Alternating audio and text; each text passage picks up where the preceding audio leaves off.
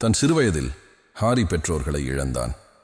அதனால் அவன் தன் அங்கிள் வர்னன் ட்ரஸ்லியின் குடும்பத்துடன் வாழத் தொடங்கினான். ஆனால் அந்த வீட்டில் ஹாரியின் வாழ்க்கை மிகுந்த சுகமானதாக இருந்ததில்லை. படிக்கட்டின் கீழ் இருக்கும் ஒரு சிறிய அறை ஹாரியின் படுக்கை அறையாக இருந்தது. அவனால் செய்யக்கூடிய வேலைகளையெல்லாம் அவனிடம் செய்யச் செய்தார்கள். வெளி உலகத்துடனான எந்த தொடர்பையும் அவனுக்கு வழங்கவில்லை. படிக்கக்கூட அவனுக்கு அனுமதி அளிக்கவில்லை. மேலும் அங்கிளின் மகனான டட்லி ட்ரஸ்லிக்காக ஹாரி ஒரு விளையாட்டு பொம்மையாக இருந்தான்.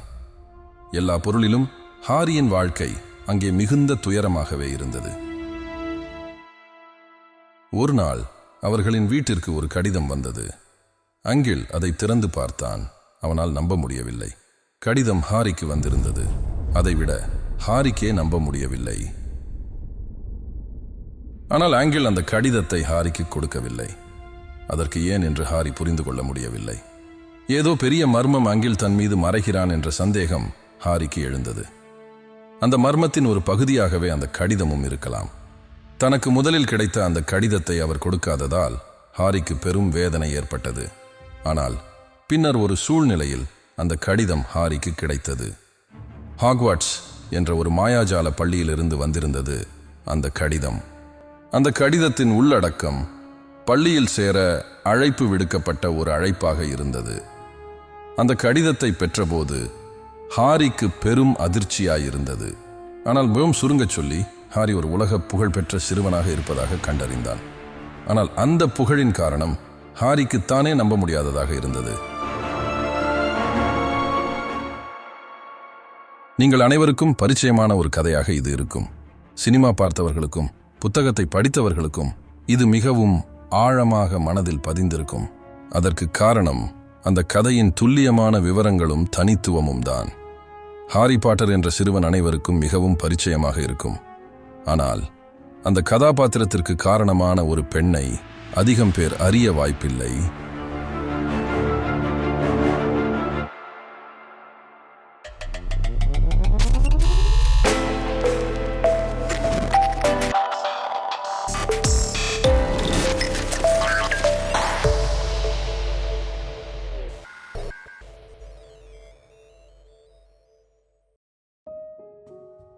இங்கிலாந்தின் பிரிஸ்டலுக்கு அருகில் உள்ள ஏட் பொது மருத்துவமனையில் ஜோவான் காத்தலின் ரவுலிங் பிறந்தாள்.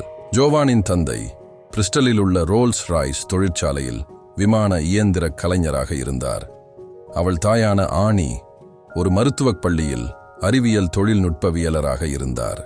ஜோவானுக்கு 2 வயதாக இருந்தபோது அவளுக்கு குட்டி சகோதரி பிறந்தாள். 4 வயதில் குடும்பம் கிளவுஸ்டர்ஷயரின் விண்டர்ஃபோர்னுக்கு மாற்றியது. பாட்டர் எனும் குடும்பத்தருகில்தான் அவர்கள் வசித்தனர். எந்த ஒரு காரணத்தாலும் அந்த குடும்பத்தின் பெயர் ஜோவானுக்கு மிகவும் பிடித்திருந்தது. ஜோவானின் பெற்றோர் அதிகம் வாசிப்பவர்கள். அவர்களின் வீடு முழுவதும் புத்தகங்களால் நிறைந்திருந்தது. அந்த புத்தகங்கள் நிறைந்த உலகத்தில்தான் ஜோவான் வளர்ந்தாள். வளர்ச்சியிலேயே புத்தகங்களுடன் மிகுந்த பற்று கொண்டதுதான் ஜோவானின் வளர்ச்சியின் முக்கிய காரணமாக இருந்தது. அந்த பாசமே ஜோவானை எழுத்தாளராகும் வழியில் கொண்டு சென்றது. சிறுவயதிலேயே ஜோவான் எழுதத் தொடங்கினாள். 6வது வயதில் அவள் தன் முதல் புத்தகத்தை எழுதினாள். 11வது வயதில் அவள் தனது முதல் நாவலை எழுதியது. எல்லா பொருள்களிலும் ஜோவானின் வாழ்க்கை மகிழ்ச்சியானதாகவே இருந்தது. அவள் தனது ஆர்வத்தை கண்டறிந்திருந்தாள். மேலும் குடும்பத்தினரிடமிருந்தும் அவளுக்கு வலுவான ஆதரவு கிடைத்தது. ஜோவானின் மேல்நிலைப் பள்ளி, அந்த பள்ளியில்தான் அவள் படித்தாள். அவளுடைய தாயாரும் அவளை படிக்கச் சொன்னார். தாயாரும் ஜோவானும் இணைந்து பள்ளிக்கு செல்வார்கள். 2 ஆண்டுகளுக்குப் பிறகு தாயாரின் சகோதரியும் சேர்ந்தார்கள். அவர்கள் மூவருக்கும் ஒரு தனித்துவமான பந்தம் இருந்தது. தாயாரும் அவளுடைய சகோதரிகளாகவே பேசினார்கள். ஆனால் ஜோவான் பள்ளியில் அதிகம் பேசவில்லை. அவள் பொதுவாக மிகவும் மடமடப்பாகவே இருந்தாள். தாயார் மற்றும் சகோதரியே அவளுடைய ஒரே நண்பர்கள். படிப்பில் ஜோவானுக்கு பெரிதாக திறமை இல்லை. கணிதம் என்ற பாடத்தில் மிகவும் மோசமான கணிப்பை செய்து காட்டியாள்.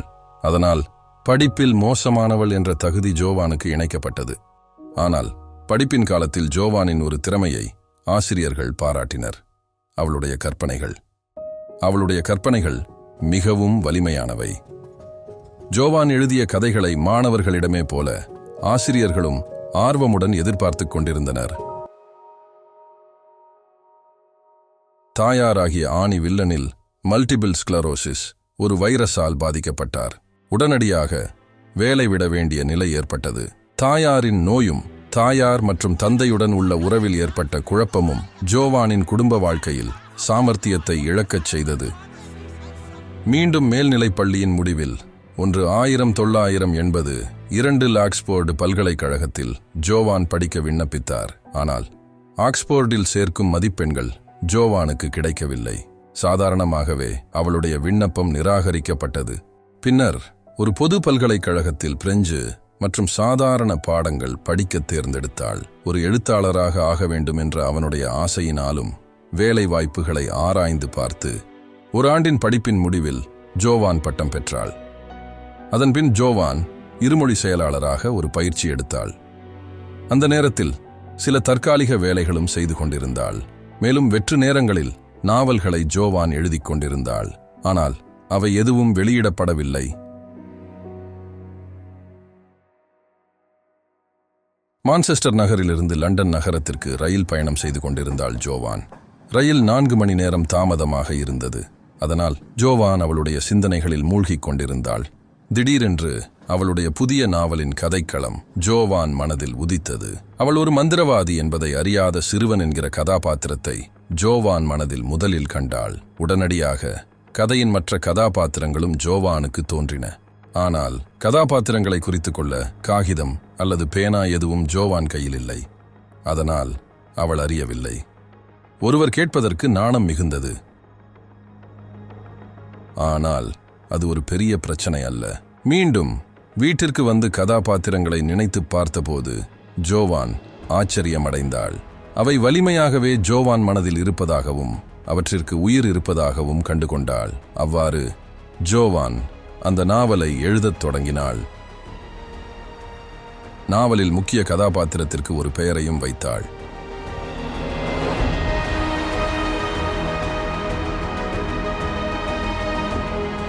வரலாற்றில் மிகவும் புகழ்பெற்ற கதாபாத்திரத்தில் ஒன்றுக்கு அவள் உயிர் கொடுத்தாள். பண்பேவும் நல்ல செயல்முறையிலேயே ஜோவான் அவளுடைய கதையை எழுதத் தொடங்கினாள். ஆனால் விரைவில் அவளுடைய வாழ்க்கை கதையில் சிறு மாற்றம் நிகழ்ந்தது. 1990 தாயார் ஆனி இறந்தார். மல்டிபிள் ஸ்க்லரோசிஸ் என்பதுதான் மரணத்திற்கான காரணம். ஹாரி பாட்டர் அந்த நேரத்தில் அந்த சம்பவம் நிகழ்ந்தது. மிகவும் பெரிய தாக்கம் ஜோவானுக்கு ஏற்பட்டது. மேலும் ஜோவான் நான் எதையோ எழுதுவது பற்றி தாயாருக்கு சொல்லவில்லை.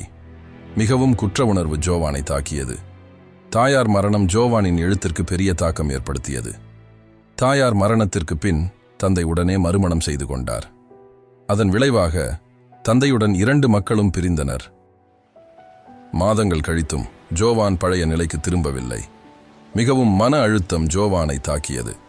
வாழ்க்கையை இழக்கிறேன் என்கிற நினைவுகளில் ஜோவான் மூழ்கினாள். அவ்வாறு தாயாரின் நினைவுகளிலிருந்து வெளியேற ஜோவான் வேறு இடத்திற்கு செல்ல முடிவு செய்தாள். 1991 நவம்பரில் போர்ச்சுகலின் போர்ட்டோவிற்கு ஜோவான் சென்றாள். அங்கே தான் எழுதி முடிக்காத கதையை தொடர்ந்தாள்.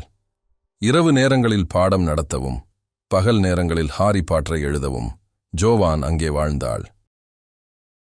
போர்ட்டோவில் சில மாதங்கள் அவள் ஒரு தொலைக்காட்சி பத்திரிகையாளரான ஜார்ஜ் அராண்டஸை சந்தித்தாள். அவர்கள் ஒருவருக்கொருவர் சில செயல்களில் பங்கு பெற முடிந்தது. அவ்வாறு 1992 அவர்கள் திருமணம் செய்தார்கள். ஒரு வருடத்திற்கு பிறகு பெண் குழந்தை பிறந்தது. அந்த நேரத்தில் ஹாரி பாட்டர் கதை இன்னும் முடிக்கப்படவில்லை. அவ்வாறு சில நேரங்களில் ஜோவான் எழுதிக் கொண்டிருந்தாள். ஆனால் கணவருடன் தாமிரியாக அவர்களது உறவில் சில தகராறுகள் தோன்றின. சில மாதங்களுக்குப் பிறகு கணவனின் இயல்புகள் ஜோவானுக்கு தாக்கத்தை ஏற்படுத்தியது. இறுதியில் கணவன் நிலைமைக்கு ஜோவான் அவளது மகளுடன் வீடு விட்டு சென்றாள். ஸ்காட்லண்டின் எடின்பர்க்கில் அவர்கள் மாற்றம் பெற்றனர். அந்த சூட்கேஸில் முடிக்காத ஹாரி பாட்டரின் ஒரு வரைப்பு இருந்தது. சமீபத்தில் விவாகரத்து செய்யப்பட்ட தனது அவளுடைய மனைவி திடீர் வீட்டிற்கு மாற்றம் பெற்றாள். பின்பு அவளுடைய உண்மையை கண்டுபிடிக்க சோஷியல் சேவைகளிலிருந்து பரிசுகளை பெற்றாள். அவ்வாறு ஜோவானின் வாழ்க்கை மிகவும் சிக்கலாக மாறியது. ஒரு துணையில்லா தாய் என்பதற்காக ஜோவான் அவளது மகளை பராமரிக்க மிகவும் முயற்சித்தாள். நல்ல வேலை அவளுக்கு இல்லாத நிலை உண்டானது. அவ்வாறு 4 ஆண்டு படித்த ஜோவான் சொந்த முடிவில் நின்றது ஒரு கனவு போல் இருந்தது. டிப்ரெஷன் என்ற நிலை மீண்டும் ஜோவானை தாக்கியது. ஆனால் இந்த முறை ஜோவான் ஒரு மருத்துவரை சந்தித்தாள். தொகையிலான தொடர்ச்சியாக 9 மாதங்கள் ஜோவான் சிகிச்சையை பெற்றாள். இந்த நேரங்களில் எழுதுவதே ஜோவானை வாழ வைத்தது. எழுதும்போது மட்டுமே அவள் உண்மைகளை மறந்தாள். அவ்வாறு மாதங்கள் கழித்து சிகிச்சை முடிவுற்றது. மன அழுத்தம் இறுதியான தகவலை தொடர்ந்திருந்தாலும் மற்றொரு சிக்கல் ஜோவானின் வாழ்க்கையில் முன்னுள்ளது. ஒரு வேலை, அரசு உதவி மட்டும் வாழ்க்கையில் நிற்க முடியாத நிலை உண்டானது. அவ்வாறு ஒரு பயிற்சிக்காக ஜோவான் ஒரு முதல்வர் பயிற்சி கோலத்தில் சேர்ந்தாள். ஆனால் அப்பொழுது அவளுடைய முடியாத கதை விஷயமாக நினைத்தாள். பயிற்சியை தொடர்வதற்கு முன் அதை முடிக்க ஜோவான் விரும்பினாள்.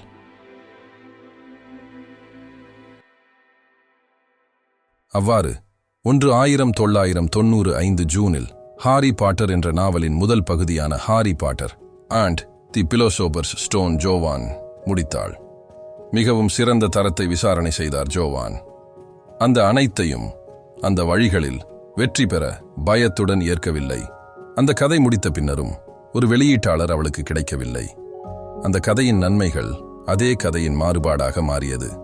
அதாவது அந்த வெற்றி கதை எவ்வாறு விரும்பப்படும் என்பதில் கீழ்கண்ட கணிப்பில் ஏற்கவில்லை. ப்ளூம்ஸ்பரி பப்ளிஷிங்கில் பால் பவர் பகுதியில் வேலை செய்த பாரி கன்னிங்ஹாம் முன்னதாகவே இந்த முன்மொழியப்பட்ட வடிவத்தை பெற்றிருந்தார்.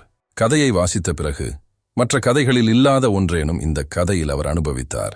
முக்கியமாக குழந்தைகளுக்காக எழுதப்பட்டது என்றாலும் எவரையும் கவர்ந்தெழுப்பதற்குரிய அந்த எழுத்தின் சக்தியை அவர் உணர்ந்தார். அப்படியானால் புத்தகம் வெளியிடுவதற்கு ப்ளூம்ஸ்பரி அங்கீகாரம் அளித்தது. ஆனால் அந்த பதிப்பகத்திற்கு ஒரு சிறிய கோரிக்கை இருந்தது. அப்போது அதிகமாக விற்பனைக்கு போயிருந்தவை ஆண்கள் எழுதிய நாவல்கள் ஆவன. ஆகையால் ஒரு பெண் நாவலை எழுதியிருக்கிறாள் என்று எல்லாரும் அறிந்தால் சில ஆண்கள் அதை பிடிக்கக்கூடாது என்ற எண்ணம் அவர்களுக்கு ஏற்பட்டது. இதனால் தனது பேரில் உள்ள தலைப்புகளை அகற்றி புதிய ஒரு புனை பெயரை ஜோ எடுத்துக்கொண்டார். அவ்வாறு ப்ளூம்ஸ்பரி 500 நகல்களுடன் முதன்முறையாக பிலோசோபர்ஸ் ஸ்டோன் பதிப்பித்தனர். ஆனால் ரவுலிங் எதிர்பார்த்தது போல பெரிய விற்பனை இல்லை. அதற்கான முக்கியமான காரணம் பதிப்பாளர் அந்த காலத்தில் பரவலாக அறியப்படாத பதிப்பாளர் ஆகிய அதிகாரத்தை நேரடியாக விரும்பவில்லை. ஆனால் மாதங்கள் கழித்து சில மாற்றங்கள் ஏற்பட்டன. பதிக்கப்பட்ட 500 நகல்களும் முடிவிற்கு அருகாக போகின்றன. அவ்வாறு தனது நகல்களை விரைவாக பதிப்பித்தனர். மெல்ல மெல்ல அவர்கள் அதை கண்டுபிடித்தனர். நவீன பதிப்பில் அதிகமாக முதன்மையாக அந்த நாவல் எடுத்தது. மொழிவிலக்கா பதிப்பின் வழியாக அந்த நாவல் புகழ் வெகுவாக அதிகரித்தது. ஒரு நாவலின் பிறகு ஒரு வெற்றியை அது மாறியது. மனிதர்கள் அதை அவிழ்த்து முடித்தனர். அந்த நாவல் முழுமையாக குழந்தைகளுக்காகவே எழுதப்பட்டாலும் அந்த நாவல் அதிகரித்தது. சரித்திரத்தில் முதன்முறையாக நாவலுக்காக கணக்கெடுப்பு தொகுதியில் அவர்களின் நிகழ்ச்சியில் மாணவர்களை காண முடிந்தது. ஒரு புத்தகத்திற்காக புதிய பொருளாக பதிப்பாளர்கள் அதை மாறவில்லையே. முடிவிலும் அவர்களின் நோக்கம் மாறியது. பலே, பிரபஞ்சம் அவளுடைய விஷயங்களை தோன்றியது. அந்த பிரபஞ்சத்தின் வெற்றிதான் புரியவில்லையே. அந்த நாவல் கையிலே உள்ள விஷயங்கள் மாயமாயிரமாக அந்த பெரிய நாவல் வெற்றியாக உருவாகவில்லை. அந்த நாவல் வெகுவாக பரவியது. அவ்வாறு அமெரிக்க பதிப்பாளர் ஸ்காலஸ்டிக் அமெரிக்க பதிப்புரிமையை வாங்க ரவுலிங்கை அணுகினார்கள். 1,05,000 இந்த காணி வெளியீட்டு அவசரத்திற்கு காரணம் கிடைத்தது. ஒரு நாவலின் பதிப்புரிமைக்கு இதனை சரித்திரத்தில் முதலில் தகவல். அந்த பதிப்பும் பொதுமேடையில் அதிக செய்திகளாக பரவியது. பின்வரும் நாவல்களை ரவுலிங் எழுதியது. பிறகு 1999 வார்னர் பிரதர்ஸ் முதல் 2 ஹாரி பாட்டர் நாவல்களின் சினிமா உரிமைகளை $1 மில்லியன் JK ரோலிங் 2 வாங்கியது. அதிர்ச்சியானதாக வார்னர் பிரதர்ஸின் படங்களில் ஒன்றாக அது மிகச்சிறந்த படமாக மாறிவிட்டது.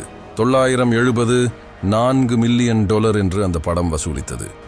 தெரிந்து கொள்ளப்பட்ட போக்கில் ஹாரி பாட்டருடன் J.K. ரோலிங்கும் புகழ் பெற்றவராகிவிட்டார்.